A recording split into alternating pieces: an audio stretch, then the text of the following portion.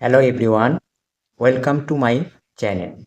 আজকে আমি তোমাদের সঙ্গে আলোচনা করতে চলেছি ভারতের একজন গুরুত্বপূর্ণ ব্যক্তি সম্পর্কে, যার ওপর যে কোনো কম্পিটিটিভ এক্সামে 1 থেকে 2টো কোশ্চেন এসে থাকে। তো চলো শুরু করা যাক আজকের ক্লাসটি।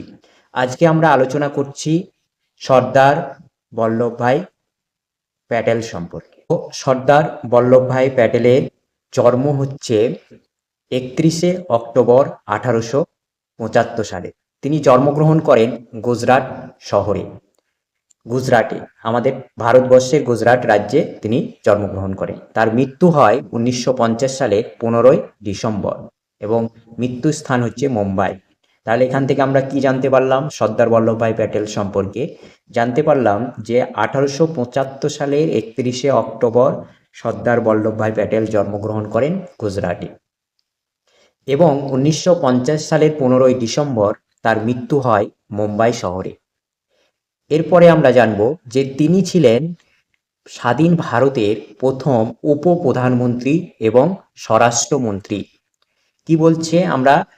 বলছে তিনি হচ্ছেন স্বাধীন ভারতের প্রথম উপপ্রধানমন্ত্রী। উপপ্রধানমন্ত্রী বলতে ইংলিশে বলা হয় ডেপুটি প্রাইম মিনিস্টার, মানে প্রধানমন্ত্রীর পরে বা প্রধানমন্ত্রীর ডেপুটি ছিলেন হচ্ছে সর্দার বল্লভভাই প্যাটেল।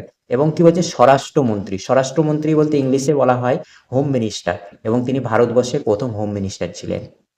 নেক্সট দেখো কি রয়েছে, 2014 সালে 31শে অক্টোবর থেকে তার জন্মদিনকে স্মরণ করার জন্য আমরা এই দিনটাকে পালন করছি রাষ্ট্রীয় একতা দিবস হিসাবে।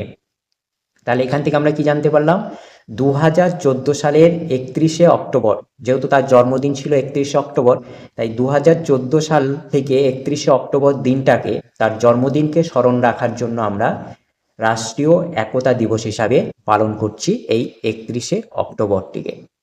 নেক্সট দেখো কি রয়েছে, বলছে তাকে ভারতের লোহা মানব, ভারতের বিসমার্ক ও ইউনিফায়ার অফ ইন্ডিয়া বলা হয়। মানে তার নিক নেম আমরা বলতে পারি, মানে সর্দার বল্লভভাই প্যাটেলকে বলা হতো ভারতের লোহা মানব, ভারতের বিসমার্ক ও ইউনিফায়ার অফ ইন্ডিয়া।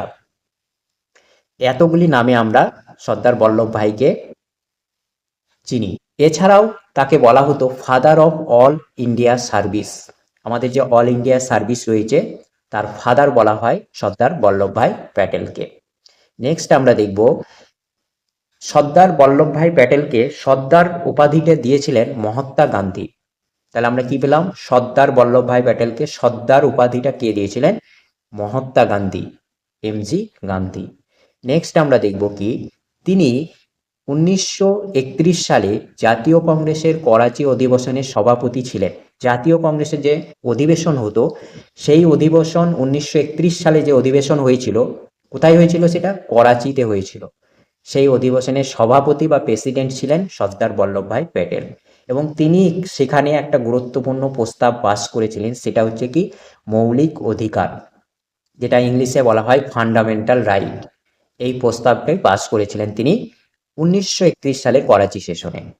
নেক্সট আমরা জানবো তিনি একটা কথা বলেছিলেন। কি বলেছিলেন? I know only one culture, that is agriculture.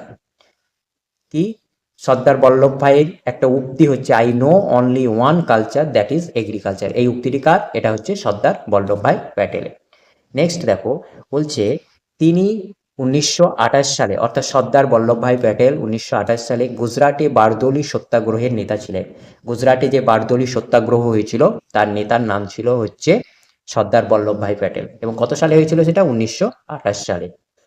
Next দেখো, তিনি ছিলেন প্রথম কেন্দ্রীয় মন্ত্রী যিনি কর্মরত অবস্থায় মারা যান। অর্থাৎ তিনি হচ্ছেন ভারতের প্রথম মন্ত্রী বা কেন্দ্রীয় মন্ত্রী যিনি তার কর্ম অবস্থায় মারা যান।